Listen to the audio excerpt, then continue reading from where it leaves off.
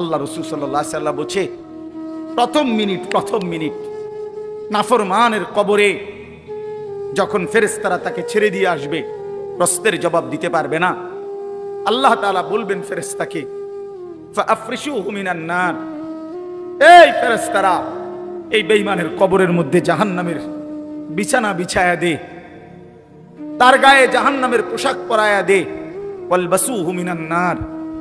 এরপরে নবী বলেন, কবরের মাটি তাকে প্রথম মিনিটেই ডান দিকের মাটি একটা ধাক্কা মারবে, বাম দিকের মাটি ডান দিকে চলে আসবে, ডান দিকের হাড্ডি পাঁজরের হাড় ভাঙ্গা বাম দিকে যাবে গা, বাম দিকের গুলো ভাঙ্গা এদিকে চলে আসবে। তাখতালিফা আদলাউহু, এইভাবে অর্থ হইল ডান পাশের হাড় বাম পাশে ঢুকে যাবে, বাম পাশের গুলো ডান পাশে ঢুকে যাবে।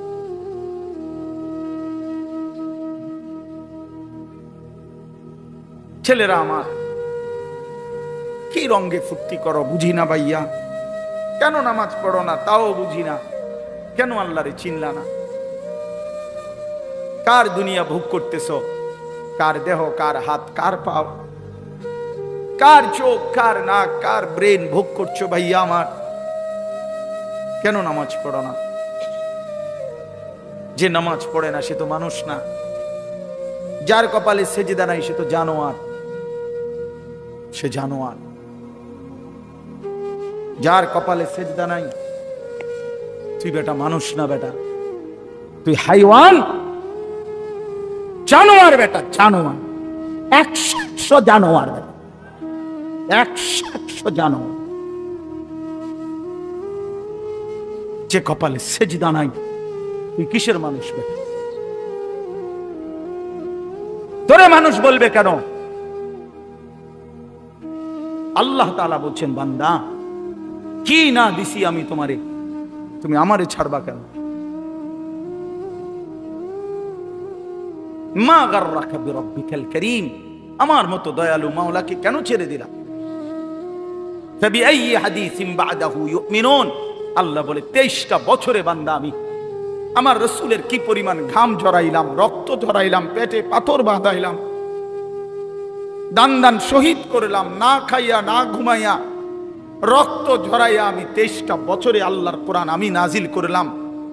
এরপরে এর চাইতে দামি আর কি বললে, এর চাইতে দামি কোন কথা বললে আমার রাসূলের মতো, এর চাইতে দামি কারে পাঠাইলে, এর চাইতে দামি আর কোন কিতাব দিলে তুই আমার কথা মানতা? কোরআনের চাইতে আর দামি কি দিলে আমারে মানতা? মুহাম্মদ আরবির চাইতে বড় দামি আর কারে পাঠাইলে? আমরা আসলে বাপ আমার সবাই বুঝছেন, আমাদের আসলে কোনো প্রশ্ন জবাব থাকবে না, কারণ আমাদেরকে আল্লাহ তাআলা কোরআনও দিছে সর্বশ্রেষ্ঠ, রাসূলও দিছে সর্বশ্রেষ্ঠ। ফাবিআইয়ি হাদিসিন বা'দাহু ইউমিনুন, রব্বুল আলামিন বলেন এর চাইতে উত্তম আর কোন কথা বললে ইউমিনুন ঈমান আনতা, আর কেমনে বললে বান্দা আমারে সেজদা দিতা, আর কোন নবী পাঠাইলে তুমি আমারে বিশ্বাস করতা? আখিরি নবী পাঠিয়েছি, সবচেয়ে প্রিয় বন্ধুকে পাঠিয়েছি, যে বন্ধুর হাসলে আমার আরশ দোলে, যে বন্ধু কাঁদলে আমি রব্বুল আলামিনের কায়নাত নড়ে ওঠে। এমন প্রিয় বন্ধু, এমন আপনজনকে দিলাম, এতটা কলিজার টুকরা তোমাদের জন্য দিলাম, বিনিময়ে এভাবে প্রত্যাখ্যান কেমনে করলা? হ্যাঁ, জিজ্ঞেস করবে। চলে শেষ কথা,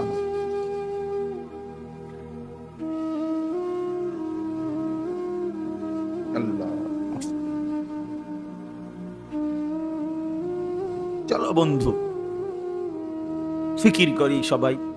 আল্লাহ তাআলা বলেন প্রতিটা মুত্তাকি, যে মুত্তাকি মানে গুনাহ থেকে বাঁচে, নেক আমলে অভ্যস্ত, আল্লাহ বলেন মুত্তাকি মানেই মুমিন, কারণ ঈমান ছাড়া মুত্তাকি হয় না। ঠিক আছে না? আল্লাহ বলেন ইন্নাল মুত্তাকিনা ফি জান্নাতিন ওয়া উয়ুন, আল্লাহ তাআলা বলেন আমি আল্লাহ ওয়াদা দিলাম মুত্তাকির জন্য, ইন্নাল মুত্তাকিন, নিশ্চয়ই প্রতিটা মুমিন মুত্তাকি বান্দা এরা থাকবে ফি জান্নাতিন, আমার অগণিত জান্নাতের মধ্যে, ওয়ায়ুন, এবং শুধু জান্নাত না, ঝর্ণা ধারা বেষ্টিত, নহর বেষ্টিত, নহর, 4টা নহর 24 ঘন্টা আমার জান্নাতি বান্দার সাথে থাকবে। একটা হলো দুধের নহর, মধুর নহর, মদের নহর, পানির নদী।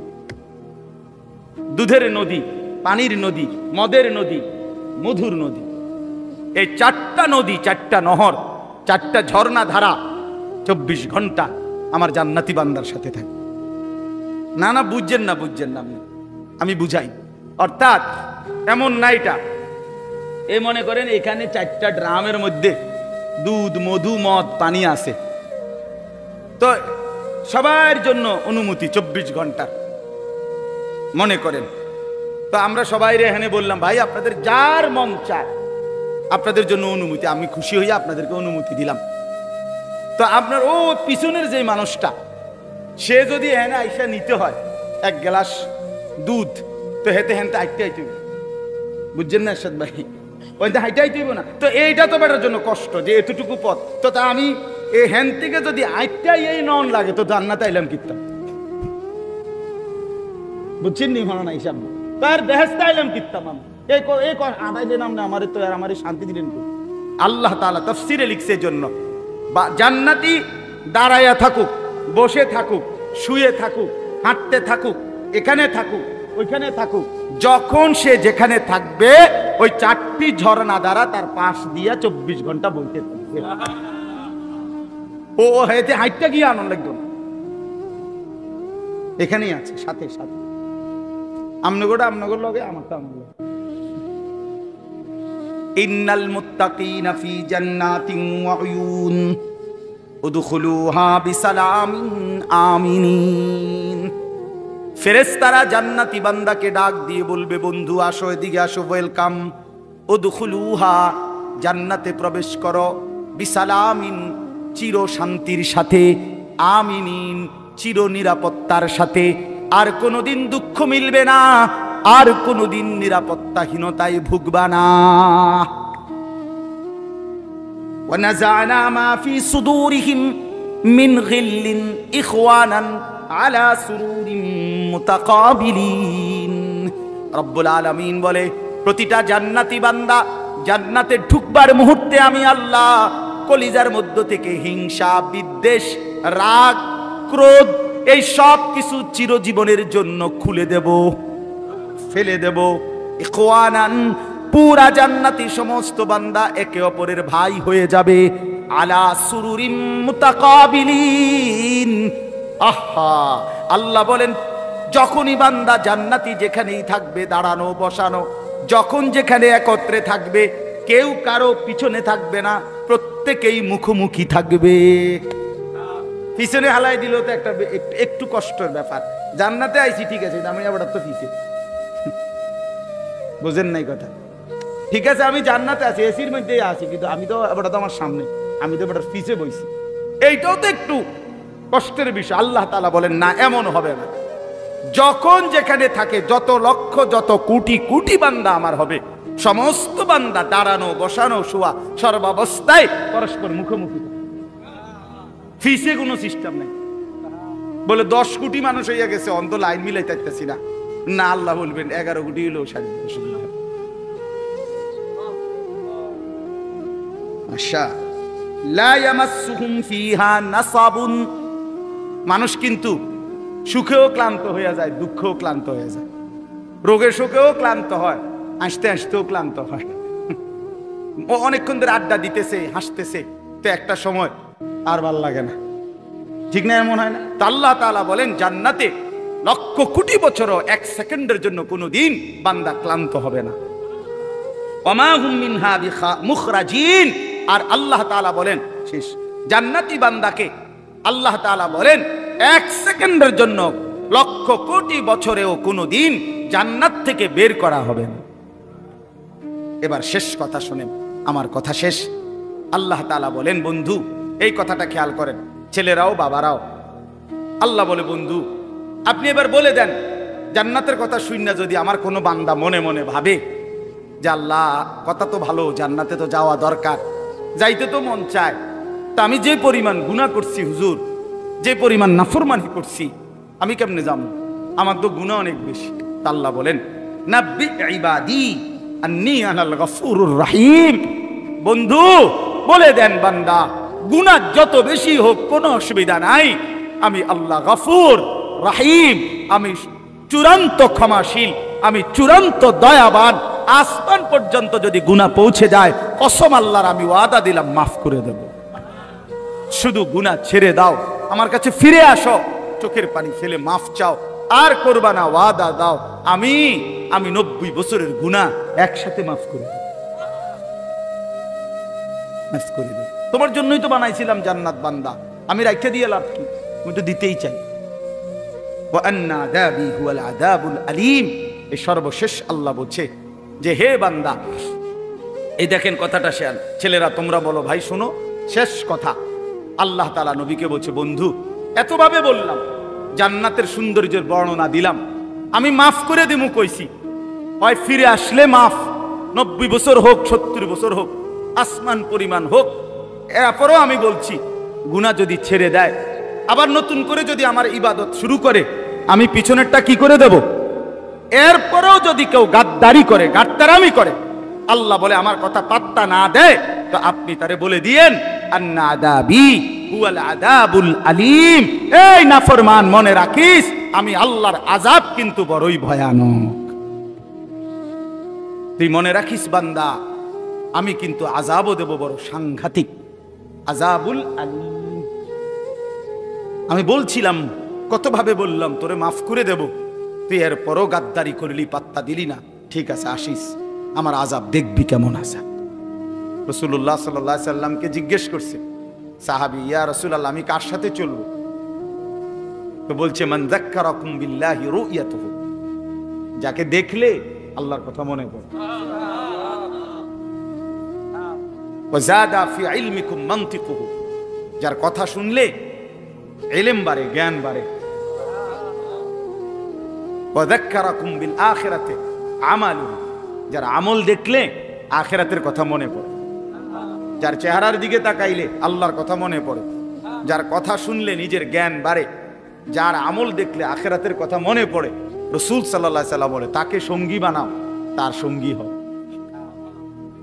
তারে বন্ধু বানাও, তার সাথে চলো, তার সাথে উঠা বসা করো, তার সাথে সম্পর্ক। এই জন্য নজরের একটা কি আছে? বরকত আছে, বরকত আছে।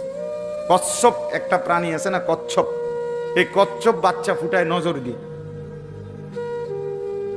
কচ্ছপের ডিম থাকে পারে, আর কচ্ছপ থাকে পানিতে, ওইখান থেকে সে শুধু চোখের দৃষ্টি দিয়া ডিমের দিকে তাকায় থাকে।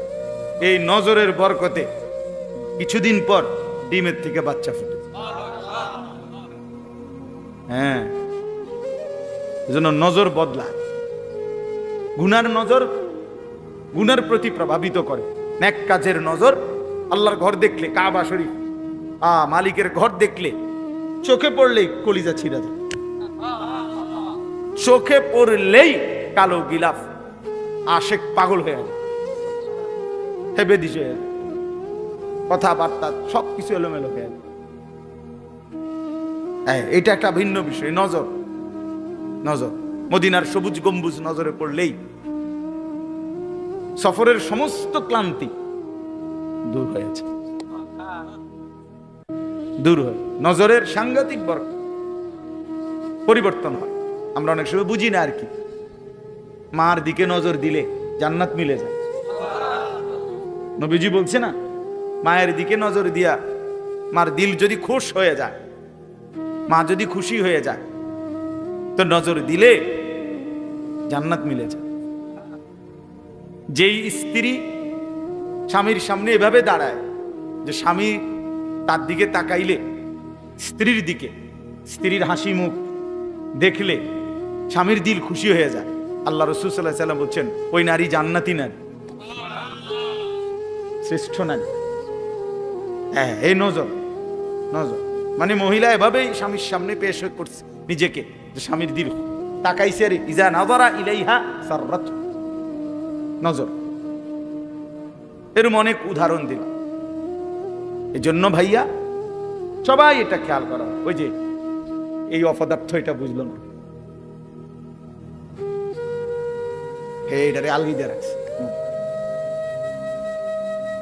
এখন কেমন লাগলো কথাটা শুনছো? আমি তো সুন্দর করেই বলছিলাম। হ্যাঁ, অনেকেই আছে গাদ্দার, মানসিকতাটা হলো এমন যে বেটা ইতান হুজুর মুজুর বেটা থো এতে বালা কত হুজুর দেখছি বেটা। এইটার এক ধরনের মানে মানসিকতাটার মধ্যে একটা তেড়ামি বা, যে যা বলুক আমি আমার মতো। এটা বর্তমান ইয়াং ছেলেদের অনেকের মানসিকতা, যে ভদ্রতা, শালীনতা, বংশের, মা বাবার, ধর্মের, কোরআনের, ইসলামের, ব্যক্তিত্বের, মানবিকতার কোনো ইজ্জত, সম্মান, ভদ্রতা থাকুক বা না থাকুক, আমি আমারটা করি। তার থেকে কেরম লাগছে এটা তোমার বুঝ, আমার তো কিচ্ছু লাগছে না। বড় সাংঘাতিক, অনেক বড় অধপতন। মনে রাখবা ভাই, ছেলেদেরকে বললাম যে তোমার কাছে কোনোটাই আলাদা কোনো ফিলিংস করে না। না, এখানে আমার চাচা আছে, বাবা আছে, দাদা আছে, এখানে দাড়িওয়ালা মুরব্বী আছে, ওলামায়ে কেরাম আছে, হ্যাঁ, এটা একটা মাহফিল না, আমি আমার মতো, আমি যেমন আছি তেমন। এই যে মানসিকতা, এটা কিন্তু অনেক বড় মুসিবত, বিপদ, অনেক বড় বিপদ। পরিবেশের কারণে মানুষ আসর হয়। as-suhbatu muta'aththira, আরবিতে বলে যে সাহচর্য, সংস্পর্শ প্রতিক্রিয়াশীল। যে জিনিস যার সংস্পর্শ পায়, ছোঁয়া পায়, ওইটার আসর তার মধ্যে আসে। যেমন আতর লাগাইলে বাতাসের মধ্যে অন্যের নাকে যে আতরের ঘ্রাণ লাগে, এটা বাতাসের থেকে লাগে, নাকি এবার গায়ে তো এবার লাগাইছে না, নাক লাগাইছে না। লোক কমে গেলে ভালো, নেমে যান, আপনারা জওয়ান মানুষ নেমে যান, জান ভাই ওখানে যান, জান ভাই, যাও ভাই, নওজোয়ান ভাই ওখানে যান।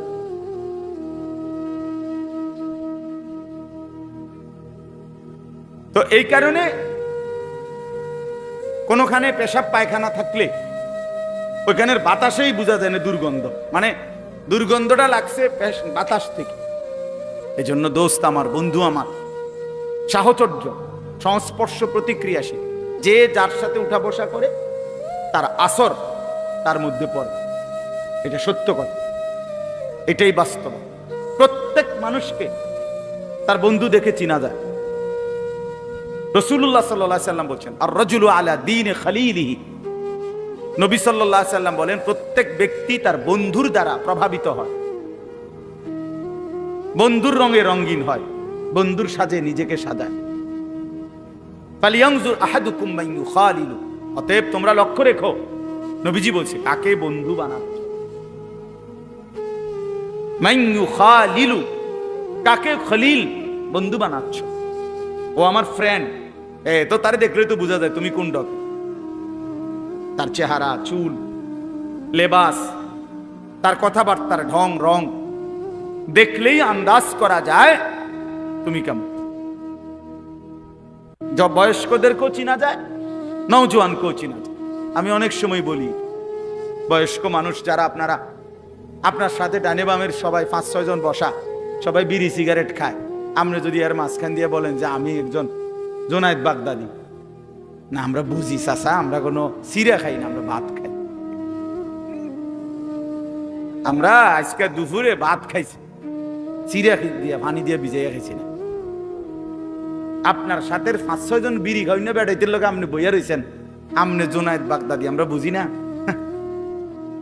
আমনে কি ডকের মানুষ, বুঝেন নাই কথা? হ্যাঁ, এটাই বাস্তবতা। বন্ধু দেখে মানুষ চিনা যায়, সঙ্গী দেখে মানুষ চিনা যায়, সঙ্গী দেখে মানুষ চিনা যায়। রাসূলুল্লাহ সাল্লাল্লাহু আলাইহি সাল্লাম বলছেন, লা তুসাহিব ইল্লা মুমিনান, মুমিন ছাড়া কাউকে বন্ধু বানাইও না। ওয়ালা ইয়াকুল মালাকা ইল্লা তাকিয়ুন, মুত্তাকি আল্লাহওয়ালা দিনদার ছাড়া নিজের মাল, নিজের সম্পদ মহব্বত ভরে কাউরে খাওয়াইও না। ঠেকাই পইরা বিপদে পইরা কোনো কারণে হইতে পারে, তার ভয়ে, তার আতঙ্কে, তার প্রভাবের কারণে তারে কিছু খাওয়াইলাম, দূর খাওয়াইলাম। কিন্তু আরেকটা হইলো আন্তরিকতা নিয়ে, মহব্বত নিয়ে, দরদ নিয়ে, ভালোবাসা নিয়ে। রাসূলুল্লাহ সাল্লাল্লাহু আলাইহি ওয়াসাল্লাম বলেন, খাওয়াইবা তাকে যে তাকি মুত্তাকি, যেন আমার এই সম্পদটা, এই টাকাটা যার পিছনে ব্যয় করলাম কাজে লাগে, লোকটা নামাজি। আর আমি দেখি সিটার বাটফার, তো এই বাটফার রে খাওয়াই আমার লাভ, বুঝছেন না কথাটা? আমি দেখতেছি সে,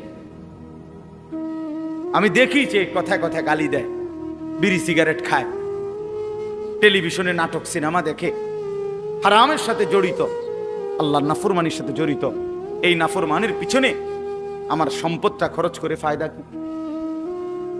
আল্লাহ আমাদেরকে বুঝার তৌফিক দান করে। চলেন তাহলে এই কথাগুলো বললাম সংক্ষিপ্ত। মূলত 1 নম্বর কথা ছিল আল্লাহর কথা আন্তরিকতার সাথে, আদবের সাথে শোনা উচিত। জওয়ান হোক বয়স্ক হোক, প্রত্যেকে, মুরব্বী বয়স্ক চাচা, আপনাদেরকেও বললাম, বসে বসে জিমাইবেন জুমার নামাজের বয়ানের সময়, আপনি যে আছে, যে রুম আছেন এই রুমে থাকবেন। আপনার কপালে আর পরিবর্তন হবে না, কারণ আপনার পরিবর্তন হইব কি দিয়ে? আপনি তো জুড়ান। নওজোয়ান ছেলে, তুমি পিছনে বৈশা মসজিদে শুধু ঠেলাঠেলি করলা, দুষ্টমি করলা, মোবাইল টিপলা, বা নিজেরা বন্ধু বান্ধব কথা বললা, ইমাম সাহেবের বয়ানও শেষ, খুতবাও শেষ, তো তোমার কপালে আর পরিবর্তন হল। দাখালা জাহিলান খারাজা যা, ঢুকছো মূর্খ, বাইরে হইছে কি?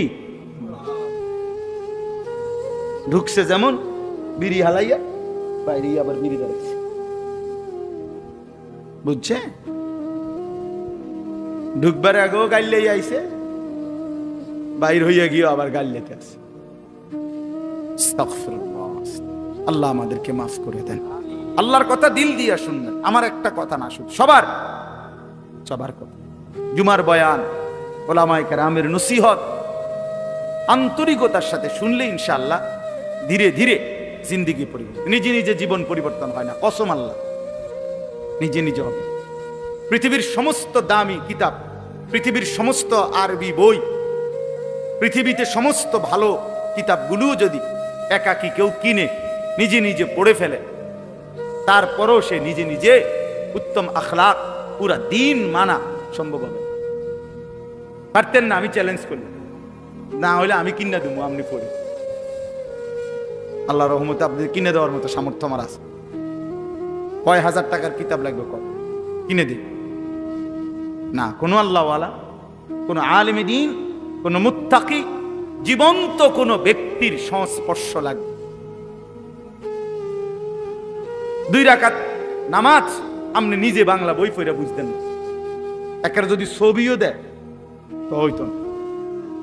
তাইলে দুনিয়ার সমস্ত মহিলা এই ছবিতে আর বইতে দেখে দেখে রান্না শিখালে, তাহলে শাশুড়িতে শেখন লাগবে।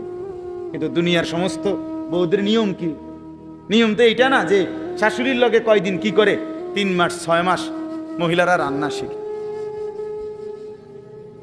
এই জন্য দয়া করে আমরা প্রত্যেকেই এটা বুঝতে হবে, ওলামায়ে কেরামের সাথে যাদের আন্তরিকপূর্ণ সম্পর্ক নাই, তারা সহি সঠিক বিশুদ্ধ আমল থেকে বঞ্চিত হয়, বঞ্চিত।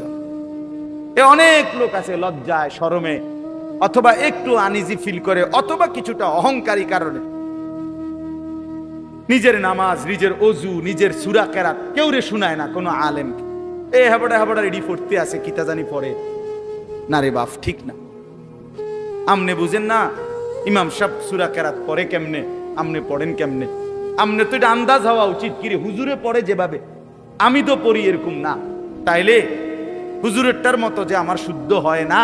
এখন আমি যেমনে ভুল পড়িয়ে এটা দিয়া বেহেস্ত মিলবো কিনা, এটা আপনি বুঝছেন নি?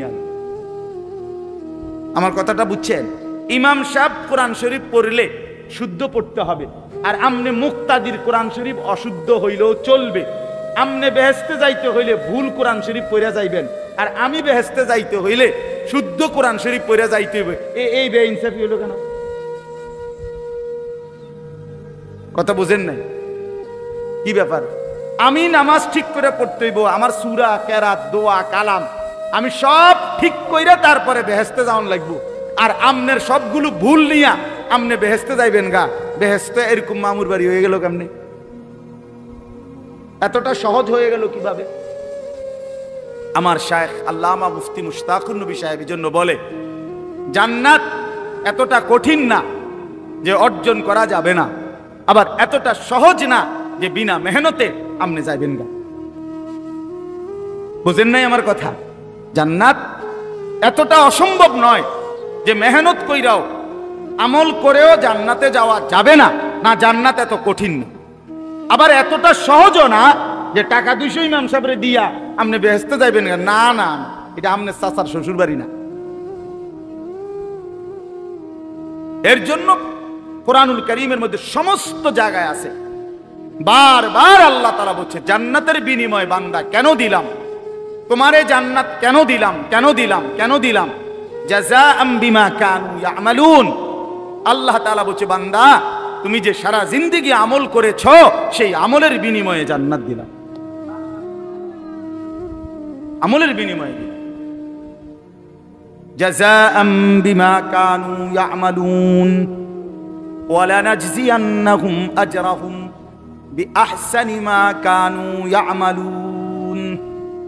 রব্বুল আলামিন বলে বান্দা আমি রব্বুল আলামিন তোমার সমস্ত নেক আমলের বিনিময়ে আখিরাতে হাসরের ময়দানে সর্ব উত্তম বিনিময় তোমাকে ফিরিয়ে দেব। রব্বুল আলামিন বলেন বান্দা এক যাররা এক বিন্দু ইন্নী লা উযীউ আমালা আমিলিন মিনকুম মিন যাকারিন আও উনসা। আল্লাহ বলে পুরুষ হও আর নারী হও, আমি রব্বুল আলামিন ওয়াদা দিলাম ঈমানের সাথে যতগুলো নেক আমল করেছো একটা আমলও আমি আল্লাহ নষ্ট হতে দেব না, আমি বিনিময় দেব, একটাও না। ইন্নী লা উযীউ, আমি নষ্ট করব না বান্দা, তোমার প্রতিটা আমল আমি আল্লাহ তাআলা বিনিময় দেব, ফিরিয়ে দেব, ফিরিয়ে দেব। এজন্য বাপ দুনিয়া মূল হিসাব না, আখিরাত মূল হিসাব। দোস্ত আমার, বন্ধু আমার, নওজোয়ান ছেলেরা আমার, এটা মনে রাখো ভাইয়া, আখিরাত মূল হিসাব, আখিরাত মূল হিসাব। আল্লাহ তাআলা আমাদেরকে ঈমানের দৌলত দান করছেন। সোয়ালাক আম্বিয়া আদম আলাইহিস সালাম থেকে নিয়ে আমাদের নবী মুহাম্মদ সাল্লাল্লাহু আলাইহি সাল্লাম পর্যন্ত এই ১৬ লক্ষ নবী মানুষদেরকে ঈমানের দাওয়াত দিয়েছেন, এই কালেমার দাওয়াত দিয়েছেন, ঠিক না? কথাটা বুঝছেন কিনা আমার? ঈমানের দাওয়াত দিয়েছেন সমস্ত নবীরা, কালেমার দাওয়াত দিয়েছেন। কুলু লা ইলাহা ইল্লাল্লাহ তুফলিহুন, হে আল্লাহর বান্দারা লা ইলাহা ইল্লাল্লাহ পড়ো, ঈমান আনো, নিজেরে মুমিন বানাও, তোমরা সফল হবে। তো এই মেহনত করছে সমস্ত নবীরা। এখন দেখেন সেই আল্লাহ রাব্বুল আলামিন ১৬ লাখ নবী পাঠাইছেন এই ঈমানের দাওয়াতের জন্য। আল্লাহ তাআলা আমাকে বলতেছেন আনিস, সেই ঈমান আমি রব্বুল আলামিন তোকে জন্মসূত্রেই এক মুসলমান পবিত্র মায়ের ঘরে জন্ম দিয়ে এই ঈমান এমনি দিয়ে দিয়েছেন। এটা কায়নাতের সবচেয়ে দামি খোদার কসম, এই আসমান ও জমিনের সারা সৃষ্টি মাখলুকাতের আল্লাহর জগতের সমস্ত কিছুর মধ্যে সর্বশ্রেষ্ঠ সবচেয়ে দামি সম্পদ ঈমান, লা ইলাহা ইল্লাল্লাহ। এটা যার জবানে, এটা যার কলিজায়, এটা যার জিন্দেগিতে, এটা সর্বশ্রেষ্ঠ নিয়ামত। আর সেইটাই সবচেয়ে দামি বস্তুটা আল্লাহ তাআলা এমনি দিয়ে। আমারে যেন মায়ের পেট থেকে যেদিন বের করছেন আল্লাহ যেন বল জানিস এটার সাথে নিয়ে যাবে, ঠিক না? ৭২ বছর বয়স্ক মুরব্বী চাচা আমি দেখছি, ৭২ বছর বয়স, হিন্দু, তার 2 ছেলে কালেমা পড়ছে। ছেলেরা রাত দিন কাঁদে। আমি 3 জন আলেম নিয়ে ওনারে দাওয়াত দিছি, কালেমার দাওয়াত দিছি ছেলেদের অনুরোধে। 2.5 ঘন্টার মতো ওই চাচারে বলছি, চোখের পানি ফেলে আমি কাঁদছি। ওই চাচা একবারও জবান দিয়া কালেমা বলে। আমি কাঁদছিলাম, তো আমার সাথীদের কাছে বলছিলাম, দেখেন আল্লাহ তাআলা ৭২ বছর বয়স এই লোকটার, কোনদিন মালিকের নামটা তার জবান দিয়ে বাইর হয় না। আর আল্লাহ তাআলা আমাদেরকে সেই ছোট্টবেলা থেকে কত হাজারবার, লক্ষবার এই ঈমান, এই কালেমা লা ইলাহা ইল্লাল্লাহ এটা উচ্চারণের তৌফিক দান করছেন। এই সৌভাগ্য, খোদার কসম, এই সৌভাগ্য কি দিয়া বিনিময় দিবেন? আল্লাহ যেটা আমগরে দিলেন, আল্লাহ যদি বলে বান্দা এর কিছু বিনিময় দাও,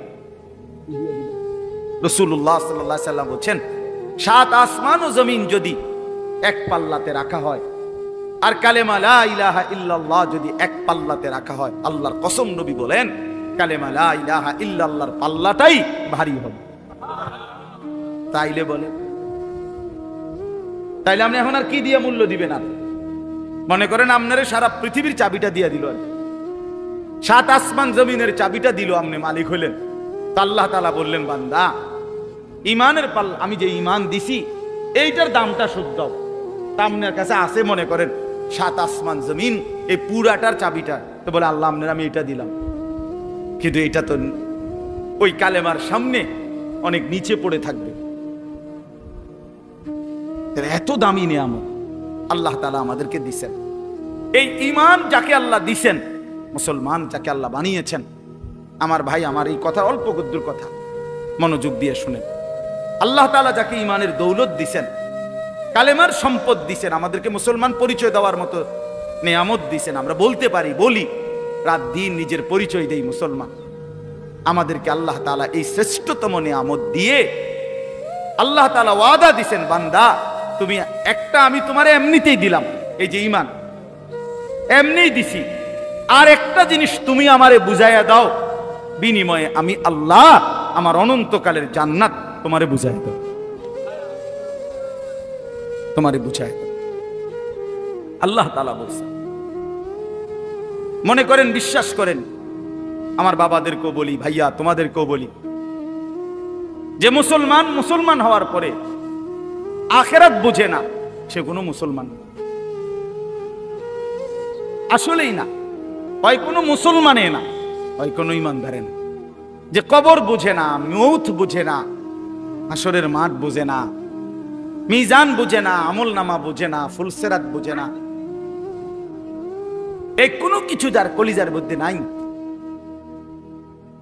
এটা যার ফিকিরের মধ্যে নাই, এটা যার চলা ফেরা, কথাবার্তা, আচরণ, উচ্চারণ, লেনদেন, রাত দিন, কোনো কিছুতে যার ভিতরে আখিরাত বলতে কিছু আছে, পরকাল, এইটা যার কলিজার মধ্যে, চলাফেরার মধ্যে, আচরণের মধ্যে নাই, আল্লাহর কসম, আরে ভাইয়া তারে মুসলমান বলে না,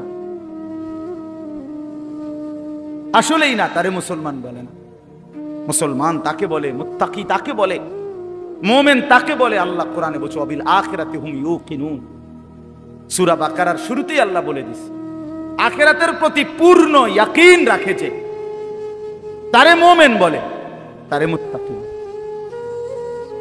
আখিরাতের প্রতি ইয়াকিন মানে ভাষা ধারণা না, একেবারে ইয়াকিন। মনে করেন আগুন লাগলে পুড়ে যায়, এটা আমাদের ধারণা না ইয়াকিন। পানিতে পড়লে বাচ্চা এটা ডুবে যাবে, এটা আমাদের ধারণা না ইয়াকিন। এই ইয়াকিন কয় তো অনেকেই কয় আগুন লাগলে পুড়ে যাব, হইতেও পারে মনে, এটারই নি কয় না, এটা তার ইয়াকিন। ঠিক আখিরাতের ব্যাপারে যে মুসলমান এটা মনে করে যে হ্যাঁ এত হুজুর যেহেতু বলে, হইতেও পারে আখিরাত, হইতেও পারে, বলে তো দেখি হুজুররা তো এডি কইয়ে খাইতে আছে, বুঝছেন না কথা? হ্যাঁ হ্যাঁ, অনেক মুসলমান তো অনেকে টিটকারি করে বলে, মস্কারি করে বলে, হুজুর এডি কইয়েই তো চলেন আপনার ঘর কাম কি, একটা দাওয়াত খাও। এমন বেয়াদব আছে না? কথা বলেন না কেন? হ্যাঁ, এ তো বেয়াদব। তাই এই জন্য বললাম, এরকম যে আপনি মনে করতেছেন বলে হইতেও পারে, কোরআন শরীফে আছে জাহান্নামীকে ফেরেশতা জিজ্ঞেস করবে, জাহান্নামী যখন বিকট চিৎকার করবে, আল্লাহর ফেরেশতা বলবে আলাম ইয়াতিকুম নাদির, এই নাফরমান চিল্লাও কেন? তোমার কাছে কি কোনো মানুষ, কেউ তোমারে কোনোদিন জাহান্নামের ভয় দেখায় নাই? ক্বালু বালা, নাফরমান বলবে হ্যাঁ। জাহান্নামী বলবে ফেরেশতা বন্ধু, কাদ জাআনা নাদির, আমার কাছে জাহান্নামের ভয় প্রদর্শনকারী বান্দা এসেছিল। কত ইমাম, কত খতিব, কত আলেম, কত আউলিয়া, কত বুজুর্গ, কত মাশায়েখ আমার কাছে বলেছিল।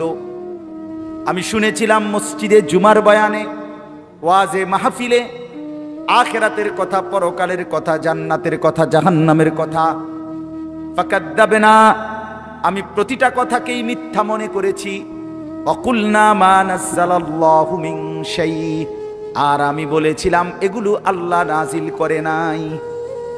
ইন আনতুম ইল্লা ফি যালালিন কাবীর, আমি আরো বলেছি যারা বলেছে তাদেরকে যে তোমরাই ভুলের মধ্যে আছো। বুঝেন নাই? এই কারণে আজ জাহান্নামী হয়ে গেলাম। এই জন্য আমার বলার উদ্দেশ্য হলো যে কথাটা, আখিরাত আল্লাহ তাআলা আমাদের জন্য নির্ধারণ করেছেন, এটা নিশ্চিত, এটা ইয়াকিন রাখতে হবে। আগুনে পুড়লে যেমন পুড়ে যায়, এটা যেমন আমার ইয়াকিন, আখিরাত তার চাইতে বড় ইয়াকিন। মৃত্যু হবেই, কবর হবেই, হাসরের মাঠ হবেই। আমার আমলনামা, আমার পুরা জিন্দেগীর প্রতিটা সেকেন্ড নিঃশ্বাস, এটার হিসাব আমি আমার হাতে নিতেই হবে। এই হিসাবের খাতাটা নিয়ে আল্লাহর মুখোমুখি দাঁড়াইতে হবে এবং মিজানের পাল্লার সামনে ওজনের জন্য দিতে হবে। ফুলসিরাত পার হতেই হবে, জান্নাত কিংবা জাহান্নামের ঠিকানায় আমারে যেতেই হবে। এই কথা খোদার কসম মুসলমান ভুলতে পারে না। এই কথা ভুললে মুসলমান থাকে না, এই কথা মনে না পড়লে সে মুসলমান হয় না, মুসলমান হয় না। মুসলমান মানে যার জিন্দেগীর প্রথম শব্দ আখিরাত, এরপরে দুনিয়া। আগে আখিরাত, এরপরে দুনিয়া।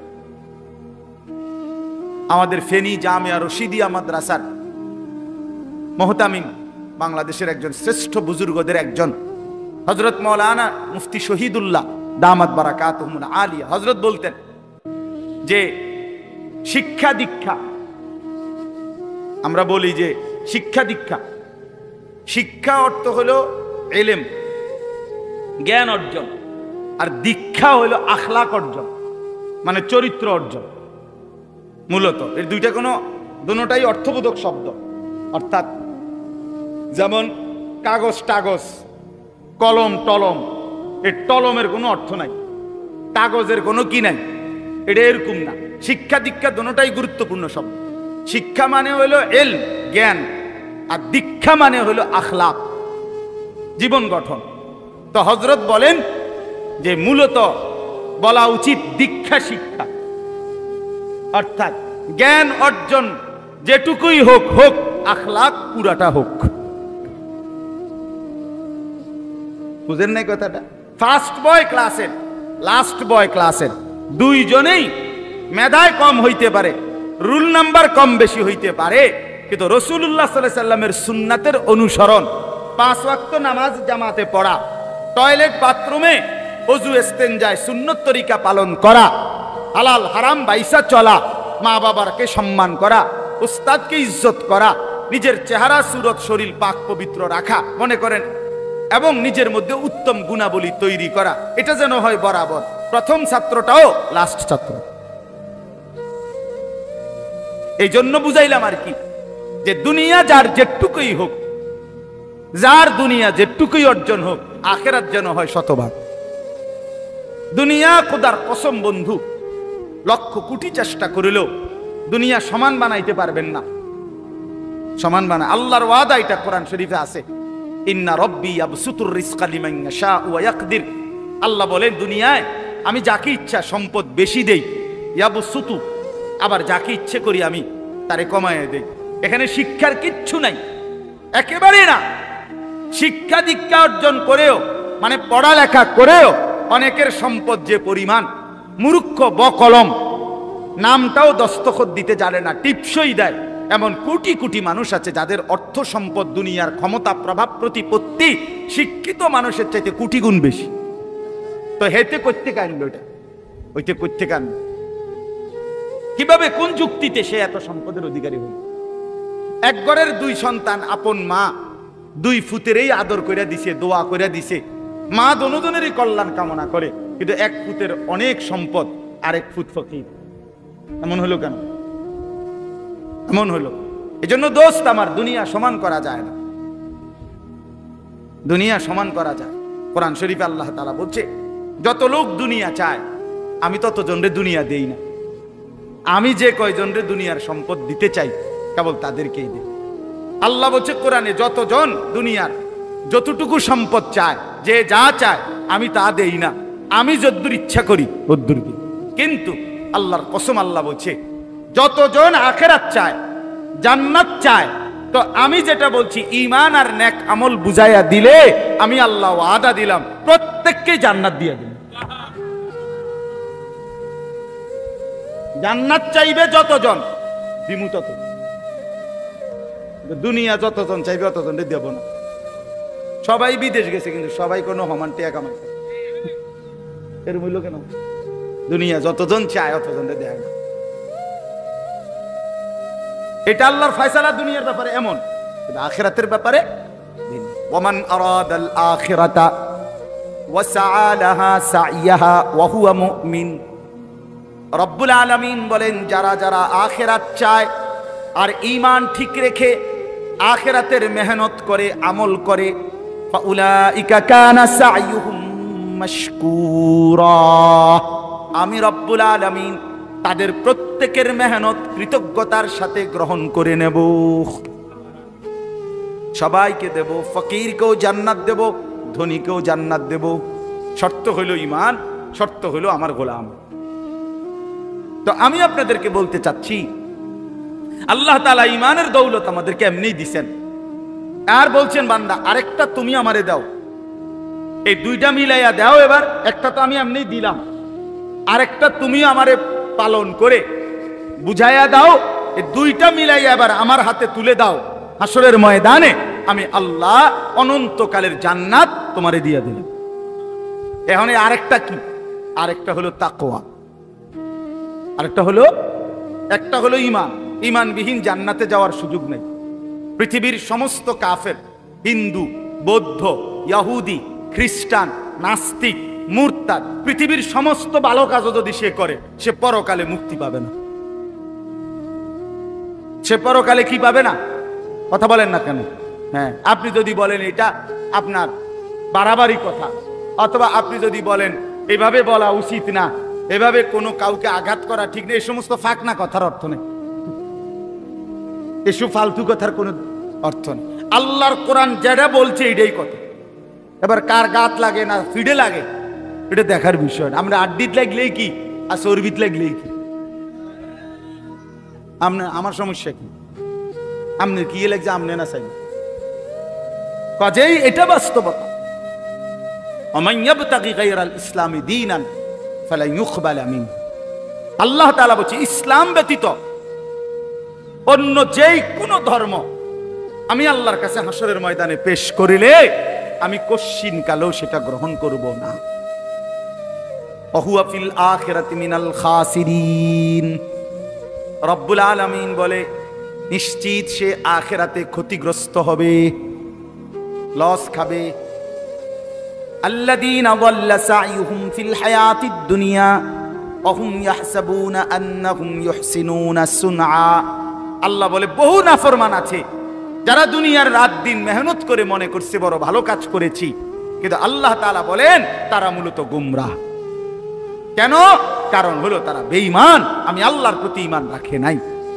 আমার প্রতি ঈমান না রাইখা, রাসূলুল্লাহ সাল্লাল্লাহু আলাইহি ওয়াসাল্লামের প্রতি ঈমান না আইনা, এরপরে যদি কেউ পৃথিবীর সব ভালো কাজও করে তারপরও পরকালীন মুক্তি মিলবে না। এজন্য বন্ধু এটা জরুরি, ঈমান ঠিক রাখা জরুরি। অনেক ছেলে পেলে আছে মনে করে যে আমি অনেক ভালো কাজ করি, অবশ্যই প্রশংসনীয়, কিন্তু আখিরাতে পুরস্কার পাওয়ার জন্য ঈমান জরুরি। ঈমান জরুরি। তো আল্লাহ তাআলা এই ঈমানের দৌলত দিলেন আমাদেরকে। আর 2 নাম্বার আল্লাহ তাআলা চাচ্ছেন, বান্দা আমারে তুমি তাকওয়া বুঝায় দাও। এখন তাকওয়া কি? তাকওয়াটা কি? তাকওয়া হলো সমস্ত কিতাবে আছে, একেবারে সহজ জিনিস। তাকওয়া কোরআনুল কারীমের খুব ব্যবহৃত। কোরআনুল কারীমে যে কয়টা শব্দ খুব বেশি ব্যবহৃত এর মধ্যে তাকওয়া। ঈমানের পরে আল্লাহ তাকওয়া চায়। ঈমান এবং তাকওয়া এই দুইটা বুঝায় দাও, 3 নাম্বারটা জান্নাত বুঝে নাও। ঈমান, তাকওয়া, এরপরে কি? তো ঈমান আল্লাহ তাআলার দয়া আল্লাহ আমাদেরকে দিবেন। এবার আমরা আল্লাহকে তাকওয়া বুঝায় দেই। তাকওয়া কি? তারকুল মুনকারাত, ফি'লুল খায়রাত, সমস্ত গুনাহ ছেড়ে দাও, সমস্ত বন্দিগি আমল করতে থাকা, খালাস, এটারই তাকওয়া। আইয়ুতাআ ফালা ইউসা, আল্লাহ তাআলার আনুগত্য করতে থাকা, আল্লাহর নাফরমানি না করা। আইয়ুশকারা ফালা ইউকফার, আল্লাহর শুকর আদায় করা, আল্লাহর অকৃতজ্ঞ নাফরমানি না করা। আইয়ুযকারা ফালা ইউনসা, সর্বদাই আল্লাহর জিকির স্মরণ করা, আল্লাহকে ভুলে না যাও, আল্লাহকে ভুলে না যাও। ভাই আমার, আজকে এটারে তাকওয়া বলে, এটারে তাকওয়া বলে। তো আল্লাহ তাআলা বলেন ঈমান এবং তাকওয়া যদি বুঝায় দাও, আমি আল্লাহ তাআলা ওয়াদা দিলাম আমার জান্নাত আমি তোমারে বুঝায় দেব। এজন্য বন্ধু আমি অনুরোধ করছি, নওজোয়ান ছেলে তোমাদেরকেও বলছি, ভাই আল্লাহর হুকুম পালন না করে, আল্লাহর নাফরমানি করে, খোদার কসম, না তুমি দুনিয়ায় ভালো মানুষ, না তুমি আখিরাতে ভালো। যে নামাজ পড়ে না, কেন নামাজ পড়ো না? তুমি কি জানো না ভাইয়া, এটা আল্লাহর হুকুম, আল্লাহ পাকের হুকুম। এত বড় মালিকের হুকুম কেমনে লঙ্ঘন করে? ইবলিসকে আল্লাহ বলছে, ইবলিসকে কোরআন শরীফ আল্লাহ বলছে, ইবলিস কেন সেজদা করলি না তুই? তুই কি জানো না ঈদ আমার তুকা, আমি তোমাকে হুকুম করেছি? এতটুকু আন্দাজ নাই তোমার? এটা কি মেম্বার চেয়ারম্যানে কইছিল? এটা কি সর্দার মাতব্বরে বলছিল? এটা তো আমি আল্লাহ বলছিল। তো আমাদেরকে তো প্রতিদিন নামাজ পড়তে বলছে, এটা কে বলছে? বলো না ছেলেরা, বলো ভাই, কে বলছে? আবার বলো, আবার বলো, আবার বলো। মালিকের নাম আরো জোরসে বলো বেটা। এত বড় মালিক আল্লাহ, তার নাফরমানি কেমনে করল? কার হুকুম প্রত্যাখ্যান করল? হায় হায়, কোরআন শরীফে আছে আল্লাহ তাআলা ইবলিসকে বলছে, ওরে বন্ধু, ইবলিসকে বলছে একটা সেজদা না করার কারণে, ওয়া ইন্না আলাইকা লা'নাতা ইলা ইয়াউমিদ্দিন। আল্লাহ বলছে ইবলিস তুই একটা সেজদা করিলি না, তোর রূপে আমি আল্লাহর লানত ইলা ইয়াউমিদ্দিন, কিয়ামত দিবস পর্যন্ত তোর রূপে আমি আল্লাহর লানত করব। এজন্য বেনামাজি তোর উপরে আল্লাহর লানত, তোর উপরে আল্লাহর গজব, তোর উপরে আল্লাহর লানত।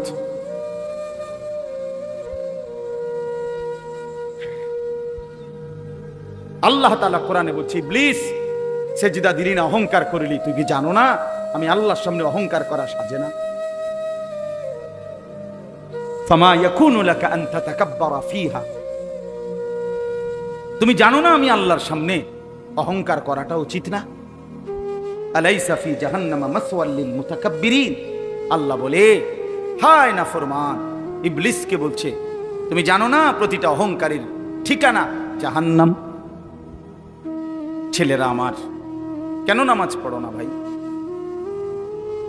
মাঝ বয়সী যে সমস্ত বাবারা, কেউ চা দোকান, কেউ মুদি দোকান, কেউ চাকরি, কেউ ব্যবসা, বিভিন্ন কর্ম করেন, আল্লাহ তাআলা সুস্থ রাখতেছেন বলেই তো, আল্লাহ তাআলা হায়াত দিছেন বলেই তো, আল্লাহ তাআলা মাথা, চুল, হাত, শরীর, দেহ ঠিক রাখছেন বলেই তো আপনি পারতেছেন কর্ম করতে। তো সেই মালিককে কেন সেজদা দেন না? কেন দেন না? আল্লাহ তাআলা তো বলছে বান্দা তাকওয়া বুঝায় না দিলে আমি জান্নাত দেব না। তো সেজদাবিহীন জান্নাতে যাবেন কেমনে? আল্লাহর হুকুম না মানলে আমরা জান্নাতে যাব কিভাবে?